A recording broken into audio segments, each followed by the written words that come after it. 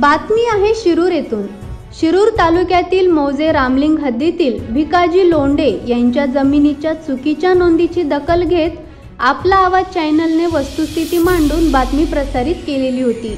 शिरूरच्या तलाठी व मंडलाधिकाऱ्यांनी संगनमताने नोटीस वेळेत पोहोचणार नाही अशी तजवीज करून 7/12 चुकीच्या पद्धतीने नोंद करून घेतल्याचा आरोप लोंढे यांनी केला होता। त्याबाबतचे पुरावे देत महसूल अधिकाऱ्यांकडे पत्रव्यवहार देखील केलेला होता। त्याची दखल शिरूरच्या प्रभारी तहसीलदार रंजना उंबरहांडे यांनी घेऊन तात्काळ या चुकीच्या नोंदी काढून 2 महिन्यात या शेतकऱ्याला दिलासा दिलाय। संबंधित कर्मचाऱ्यांच्या चुकीच्या कामकाजामुळे नाहक मानसिक, आर्थिक व इतरही त्रास झाल्याचे शेतकरी लोंढे यांनी आपला आवाजशी बोलताना व्यक्त केले। तसेच शेतकऱ्याच्या सर्वसामान्य प्रश्नाबाबत वाचा फोडल्यात याबद्दल आपला आवाज चॅनलचेही त्यांनी आभार व्यक्त केलेत। यावेळी नेमक्या काय भावना व्यक्त केल्यात या शेतकऱ्यांनी याचाच आढावा घेतलाय विभागीय संपादक रवींद्र खुडे यांनी। पाहूयात। नमस्ते, मी रवींद्र खुडे, आपला आवाज विभागीय संपादक शिरूर।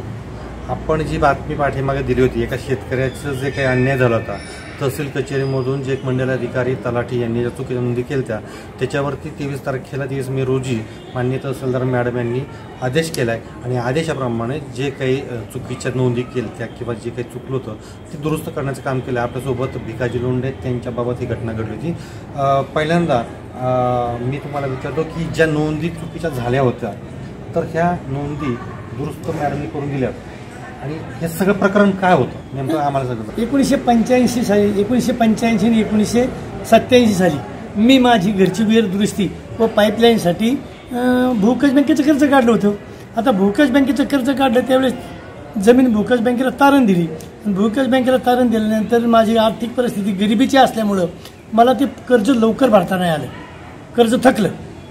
साहेबांनी वेळोवेळी नोटीस पाठवायला सुरुवात केली, वेळोवेळी माझ्या घरी येऊन जप्ती करायला सुरुवात केली आणि मग मी गांगारला गेलो। आता काय करावं काही सुचत नव्हतं।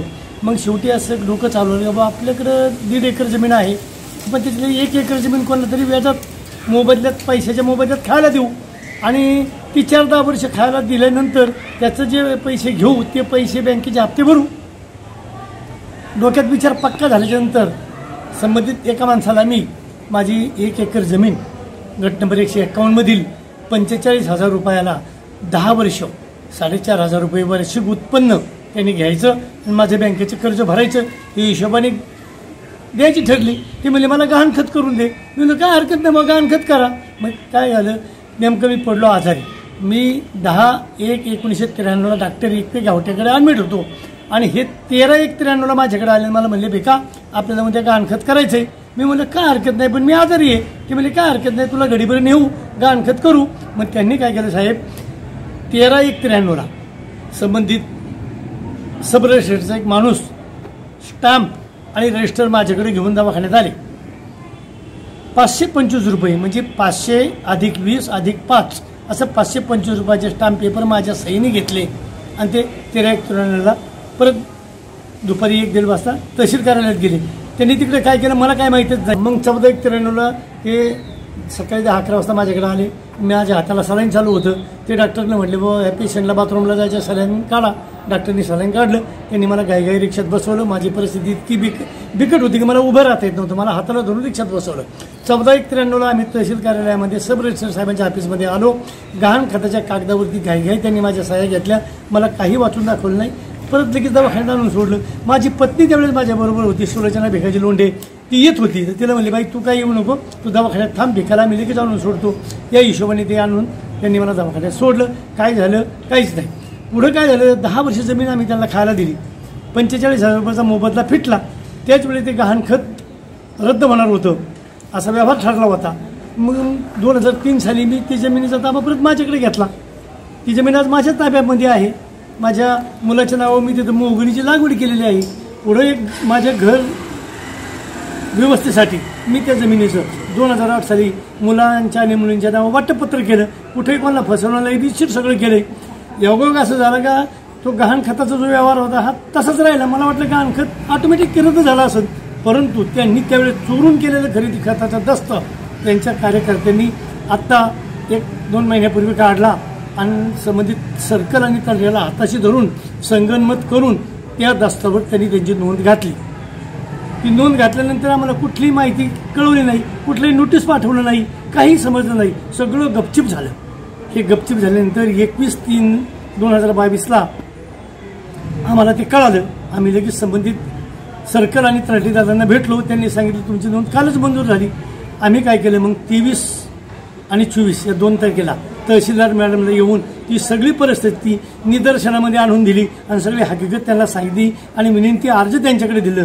त्यांनी ते पाहिल्यानंतर लगेच सांगितलं की बाबा लोंढे जे झालं ते झालं, माझ्या हातात आता काही राहिलं नाही, परंतु मी प्रांतसाहेबाचा आदेश घेऊन तुमची नोंद जैशी ती तैशी करून देईल.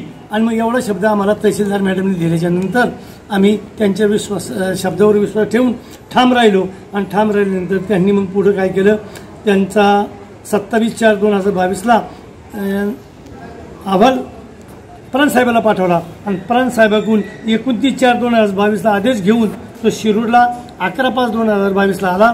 11/5/2022 आदेश आल्यानंतर 13/5/2022 आवक जावकला नोंदवून तहसीलदार साहेबांनी 18/5/2022 तलाठ्यांना आदेश केला. तलाठ्यांनी त्या आदेशावर 20/5/2022 नोंद घातली. मंडल अधिकाऱ्यांनी ती 23/5/2022 मंजूर केली आणि आमचा 7/12 जैसे ते तैसा झालेला आहे. यामुळं आम्हाला गरिबाला आणि कुठेतरी तहसील कार्यालयामध्ये न्याय मिळाला. परंतु खालचे अधिकारी जो काही त्रास देतात, हा जो गोरगरीब शेतकऱ्याला त्रास होतो हा होऊ नये एवढी आमची विनंती आहे तुमच्या जेरणी. जो मुद्दा होता, आपण बातमी लावली होती की चुकीच्या पद्धतीनं त्या ठिकाणी नोंदणी केली, तुम्हाला नोटीस दिली नाही आणि त्याच्यावरती तुम्ही हे सगळे कागदी पुरावे तहसीलदार मॅडमला दाखवले. तर हे जे चुकीच्या नोंदी होत्या, तर ह्या चुकीच्या नोंदीचं शासन या संबंधित जे कर्मचारी आहेत त्यांना मिळालंय का, किंवा त्यासाठी तुम्ही काय काय समजा काय तुमच्या मनामध्ये काय काय काही प्रयत्न केले? काय झालं माहिती आहे का, ही जैशी ती तैशी नोंद करायला आम्हाला खूप त्रास झाला. खूप फिरावं लागलं, खूप हेलपाटे घालावं लागले. त्याच्यामध्ये 4 रुपये खर्च पण झाला आणि हा खर्च सामान्य शेतकऱ्याला कधी न परवडण्यासारखा आहे. तर शासनाने याच्यामध्ये कुठेतरी हस्तक्षेप करावा, वरिष्ठ अधिकाऱ्यांनी यामध्ये कुठेतरी हस्तक्षेप करावा आणि हे जे काही गोरगरिबावर अन्याय होत्यात, अल्पभूधारक शेतकऱ्याला जो त्रास होतो हा त्रास थांबवा अशी आमची विनंती आहे. जरी ह्या गोष्टी आता तुमच्या घडल्या, हे किती साधारण किती महिने झाले?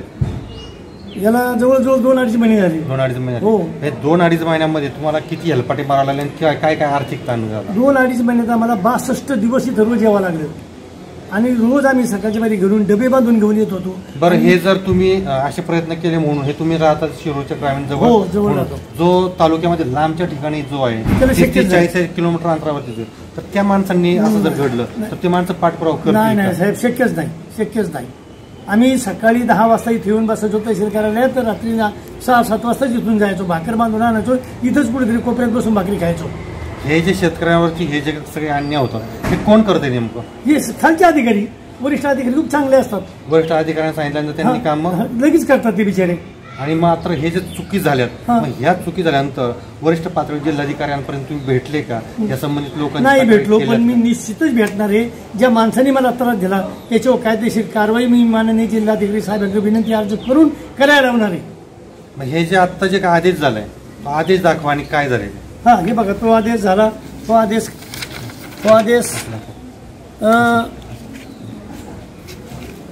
20/5 माहिती मिळाली. त्यांनी 20/5 आदेश टाकला. तो 23/5 माननीय कामगार तलाठी यांनी मंजूर केला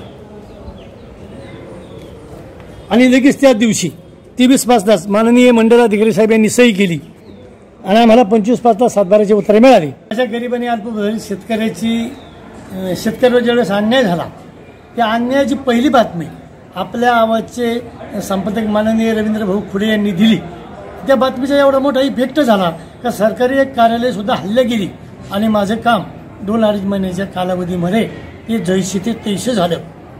आपला आवाज हा चॅनल, त्यांचे संपादक माननीय रवींद्र भाऊ खुडे हे आमच्यासारख्या गरीब शेतकऱ्यांच्या पाठीमागे उभे आहेत म्हणून हे कुठेतरी जमतंय, म्हणून कुठेतरी शेतकऱ्याला न्याय मिळतोय. जर असली माणसं भविष्य काळात कोणाच्या पाठीमागे उभी राहिली नाही तर गोरगरिबाला न्याय मिळणारच नाही. तेव्हा मी आपल्या आवाज चॅनलचे माननीय रवींद्र भाऊ फुलेंचं अंतकरणापासून आभार मानतो आणि भविष्य काळामध्ये अन्याय होणाऱ्या कुटुंबाला, अन्याय होणाऱ्या शेतकऱ्याला यांनी असाच न्याय मिळवून द्यावा अशी रामलिंगचंदी प्रार्थना करतो. अशा प्रकारे जे शेतकरी आहेत, या शेतकऱ्यांना जे काही अशा सरकारी कार्यालयामध्ये हेलपाटे मारावं लागतात आणि चुकीचे जे काही कर्मचारी आहेत, या चुकीच्या कर्मचाऱ्यांच्या थोड्याशा काही हलगर्जीपणामुळे किंवा जाणून बुजून केलेल्या चुकांमुळे त्यांना अशा प्रकारचे इतका आर्थिक भुर्दंड असो किंवा मानसिक असो, शारीरिक असो, सगळं आता या वयामध्ये 70-75 वय असेल त्यांचे चिरंजीव हे सारखे या ठिकाणी हेलपाटे मारतात. असे अनेक शेतकरी आहेत. मग अशा शेतकऱ्यांना न्याय मिळण्यासाठी सरकार काही लक्ष देईल का? जिल्हाधिकारी साहेब याच्यावरती काही कारवाई करेल का? आणि शासनसुद्धा अशा लोकांना काहीतरी चेक बसण्यासाठी काही प्रयत्न करेल का? कारण हा प्रश्न जो आहे हा शेतकऱ्यांचा आहे. जे त्यांनी जे आता सांगितलं त्या विषयामध्ये आपल्याला काही इंटरेस्ट नाही की त्यांनी खरेदी केलं की गहाणखत केलं हे आपल्याला माहिती आहे. त्यांची कायदेशीर लढाई चालू आहे.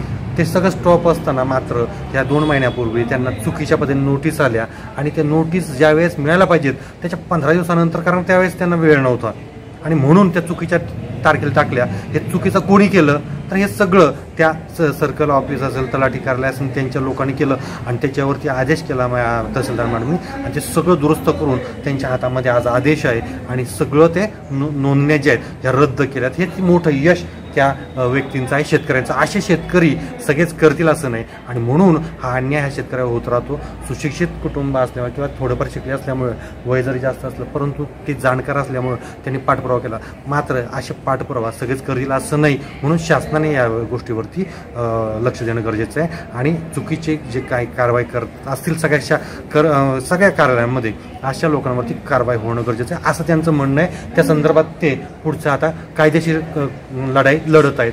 त्यांना आपला आवाज माध्यमातून सुद्धा आम्ही नेहमी ह्या विषयांना चालना देणार आणि त्यांचा पाठपुरावा करणार की काय आपण मागच्या वेळेस सुद्धा बातमी लावली होती चुकीच्या या नोंदींची किंवा चुकीची ज्या तारखा दिल्या या नोटीस दिल्या याच्याबद्दल आणि इथून पुढे देखील आपण त्यांना या शेतकऱ्यांना अशा प्रकारे साथ देणार आहे.